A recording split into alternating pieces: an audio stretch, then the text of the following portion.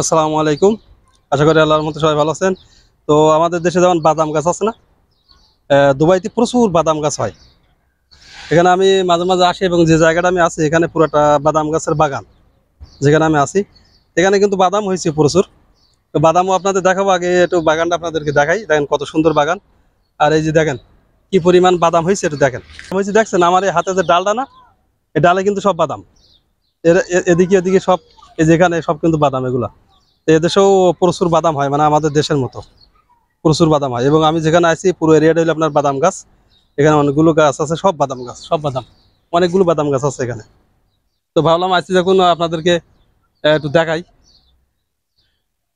এই জন্য আসলাম এখানে।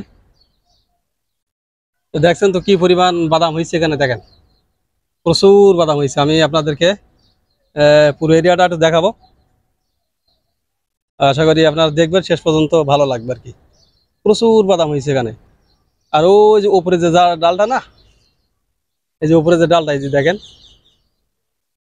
এখানে, দেখছেন মাশাআল্লাহ পুরা সব বাদাম আর বাদাম ভরে গেছে একদম। অসাধারণ, খুব সুন্দর হয়েছে বাদাম।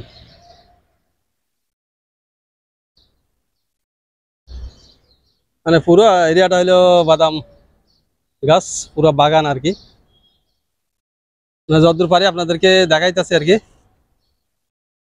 প্রচুর বাদাম হয়েছে। মানে কেউ যদি আসলে না দেখে না, বিশ্বাস করবে না কেউ যে আসলে এত পরিমাণ বাদাম হয়। এই যে আপনি এই যে একটু দেখেন যে কি পরিমাণ হয়েছে এখানে বাদাম, দেখছেন। মানে প্রত্যেকটা থোকায় থোকায় মানে বাদামে ভরে গেছে একদম। মাশাআল্লাহ, খুব ভালো বাদাম হয়েছে। আসলে দেশের মহারব্বুল আলমিনের একটা দান।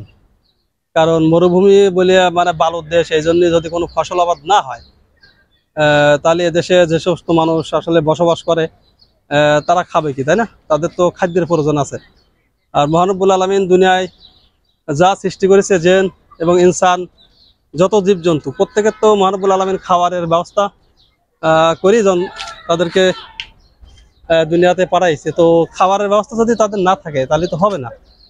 এই জন্য যে দেশটা যেমন, সেই দেশের মানুষের খাবারের জন্য মহানব্বুল আলমীর সেরকম একটা সিস্টেম ব্যবস্থা করে তারপর তাদেরকে দুনিয়াতে পাঠাই দিয়েছে, তাই না? এটাই হলো মহানব্বুল আলমিনের সৃষ্টির যে কুদরত, সৃষ্টির যে মানে কৌশল। তা তিনি তো সবচাইতে দুনিয়াতে বড়